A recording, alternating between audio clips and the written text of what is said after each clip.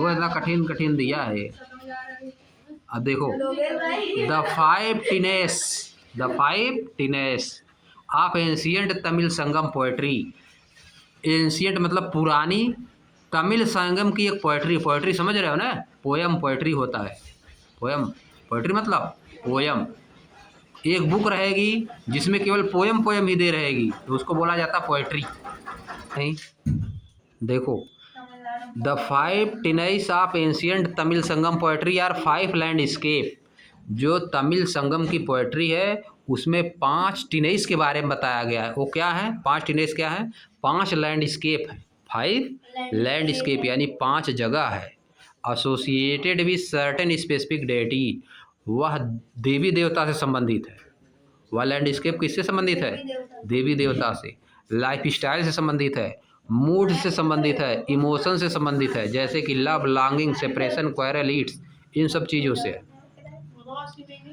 आप देखो this table only list the characteristic of 5 landscape. जो टेबल दिया गया है वह जो है 5 लैंडस्केप के बारे में बताएगा, कैरेक्टरिस्टिक्स के बारे में बता। And the main human occupation in each, और उसमें ह्यूमन ऑक्यूपेशन क्या होता है। सभी लैंडस्केप में ह्यूमन क्या करते हैं, उसमें क्या व्यवसाय, ऑक्यूपेशन मतलब क्या काम करते हैं, 5 लैंडस्केप के बारे में बताएगा। समझिए, यह जो पोएट्री में 5 टिनइस दिया गया है वह क्या बताएगा? 5 लैंडस्केप के बारे में बताएगा और उसमें लोग क्या क्या काम करते हैं उसके बारे में बताएगा। अब देखो ये जगह है, टिनइस क्या है? एक लैंडस्केप है। पहला लिखा है कुरिंजी, ये तमिल में लिखा है माउंटेन रीजन है। ये क्या है? माउंटेन रीजन, नाम है किसी माउंटेन रीजन का नाम क्या है? कुरिंजी। यहाँ पे लोग क्या करते हैं? Hunting and gathering.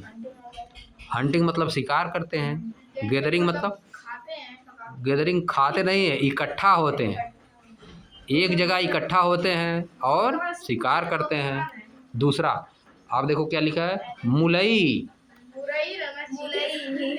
Grass land and forest है। ये क्या है? हाँ, कैटल रियरिंग। रियरिंग मतलब पालन पोषण, रियर मतलब पालन पोषण। कैटिल को पालते हैं लोग, तो खिलाइबे करेंगे, ग्रास लैंड है तो खिलाएंगे ही। रियरिंग मतलब होता है पालन पोषण।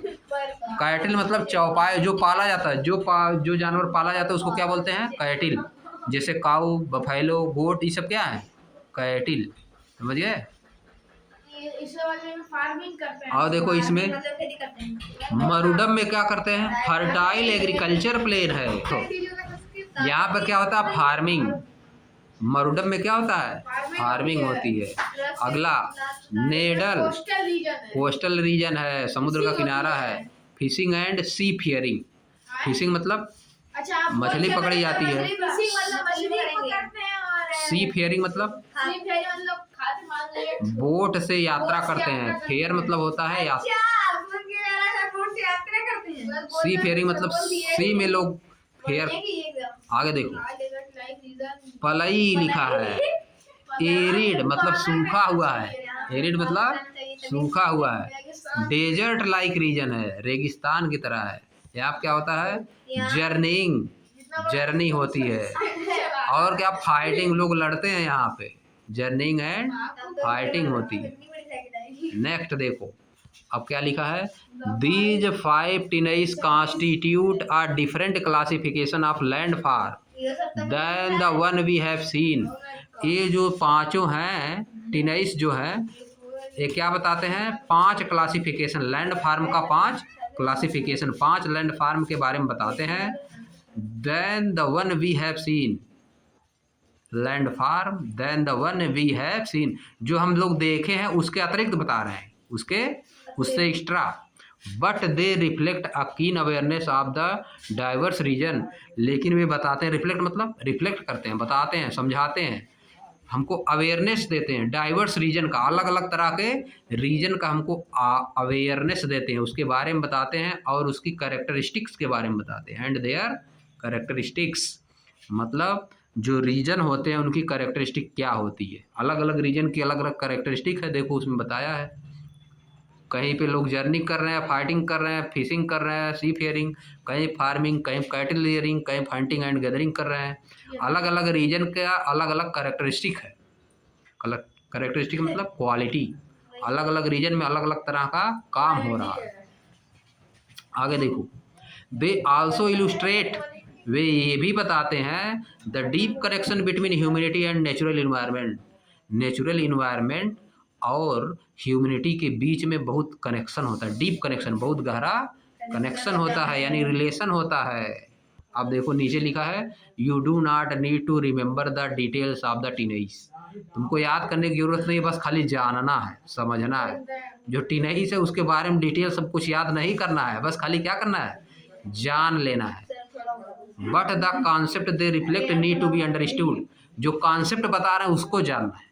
कॉन्सेप्ट बता रहे हैं कि अलग अलग जगह पे अलग अलग तरह का काम होता है, ये बता रहे हैं। तुमको याद उसको करके नहीं बैठना है कि वो होता है कुरुंजी है, मुलई है, मरुडम है, नेडल है, पलई है, ये सब याद नहीं करना है, समझे, बस खाली समझना है। बिफोर वी मूव ऑन, जब हम आगे बढ़ते हैं उसके पहले इसको पढ़ लेना है। Landform are classified into 3 main type, mountain, plateau and plain. Landform को 3 पार्ट में डिवाइड किया गया, mountain, plateau and plain. Mountain क्या होता है, सराउंडिंग एरिया से बहुत ज़्यादा ऊंचा होता है। प्लेट्यू क्या होता है, सराउंडिंग एरिया से ऊंचा होता है लेकिन माउंटेन कितना ऊंचा नहीं होता है।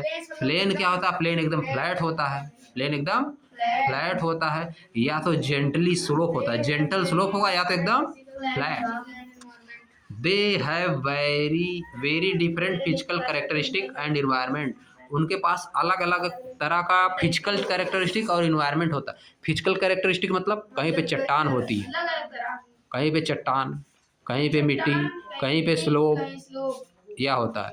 इन्वायरमेंट मतलब कैसा मौसम है वहाँ, प्लांट के बारे में, प्लांट कैसा है, कैसे लोग रहते हैं वहाँ पे, ये सब इन्वायरमेंट। अब देखो, थ्रू आउट द हिस्ट्री, पूरी हिस्ट्री में people lives and activities, people lifes and activities have been much impacted by the type of landform they have lived in. पूरी हिस्ट्री से हम लोग ये जाने हैं कि लोगों का जीवन और लोगों की एक्टिविटीज उसको इम्पैक्ट किया जाता है, किसके द्वारा, लैंड फार्म के द्वारा। जिस तरह के लैंड फार्म में वो रहते हैं उसी तरह का उनका लाइफ रहेगा और उसी तरह की एक्टिविटीज रहेंगी, समझिए। जिस तरह का जो डेजर्ट में रहेगा वो अलग तरह का रहेगा, जो बर्फ़ वाली जगह पर रहेगा वो अलग रहेगा, प्लेन पे रहेगा अलग रहेगा, प्लेट्यू में रहेगा अलग रहेगा, माउंटेन में रहेगा अलग अलग तरह का रहेगा। जिस तरह के इन्वायरमेंट में रहेगा, जिस तरह के लैंड फार्म में रहेगा उसी तरह का उसका लाइफ रहेगी और उसी तरह की एक्टिविटीज रहेगी। These land farm are an integral part of culture across the world. ये लैंड फार्म जो है इंटीग्रल पार्ट हैं, पूरे संसार के कल्चर के बहुत ही इंटीग्रल पार्ट हैं, मतलब अभिन्न अंग हैं। इंटीग्रल पार्ट मतलब अभिन्न अंग, उनको अलग नहीं किया जा सकता है। इन पार्टिकुलर इंडियन कल्चर, इंडिया का जो कल्चर है, Indian culture in particular has celebrated them in diverse वे।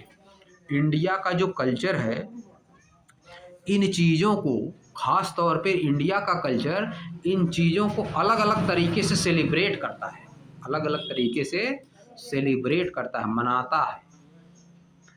जो लोग माउंटेन पे रहते हैं वो कुछ अलग चीज़ मनाते हैं, फेस्टिवल है कि नहीं। प्लेन में रहते हैं अलग तरह का फेस्टिवल, प्लेट्यू में रहते हैं अलग तरह का फेस्टिवल मनाते हैं।